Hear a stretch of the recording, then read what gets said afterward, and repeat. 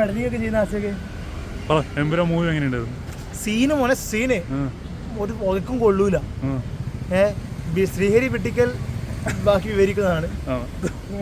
ഒറ്റ വാക്കിൽ പറയാൻ വൻ തോന്നിയത്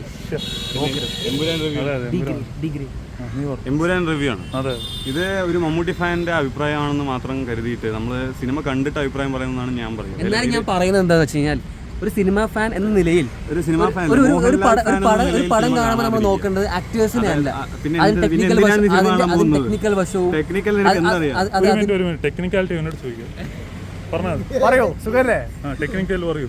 ടെക്നിക്കൽ എന്ന് പറയുമ്പോൾ എന്തിനെ കുറിച്ച് പറയേണ്ടത്? പറയൂ, എന്തിനെ കുറിച്ച്?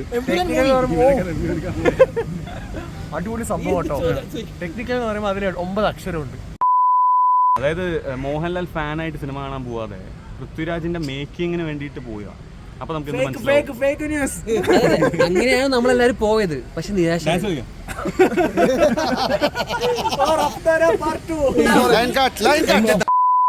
走一阴一阳之谓道，仔细东来。